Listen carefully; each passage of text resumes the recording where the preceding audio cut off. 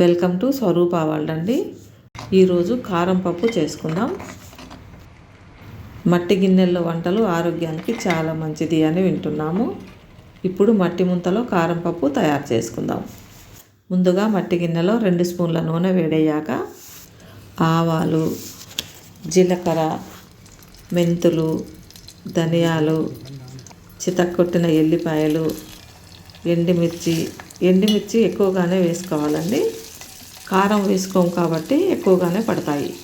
మిర్చి కారం అంతా పప్పుకు పట్టి పప్పు చాలా టేస్టీగా ఉంటుంది. తర్వాత ఉల్లిగడ్డ ముక్కలు కొద్దిగా వేగాక 1 స్పూను అల్లం వెల్లుల్లి పేస్టు, తగినంత పసుపు వేసి కలపాలి.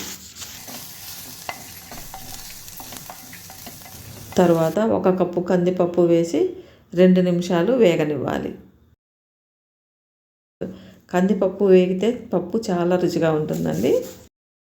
ఇలా వేగాక కరివేపాకు వేసి కలిపి 1 కప్పు కందిపప్పుకు 4 కప్పుల నీళ్లు పోయాలి. మూత పెట్టి లో ఫ్లేమ్లో 5 నిమిషాలు ఉడకనివ్వాలి.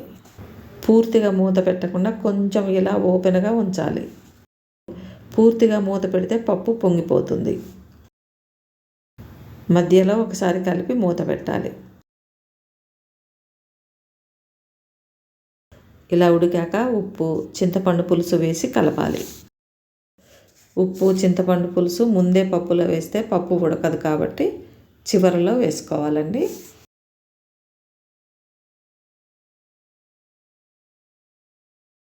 మూత పెట్టి లో ఫ్లేమ్లో 5 నిమిషాలు ఉడకనివ్వాలి. పప్పు చక్కగా ఉడికింది. ఇంకా మెత్తగా కావాలంటే పప్పు గుత్తితో రుబ్బుకోవాలి. స్టవ్ ఆఫ్ చేయాలి. ఈ పప్పులో ఆవకాయ పచ్చడిలోని కారం 1 స్పూన్ వేసి కలపాలి.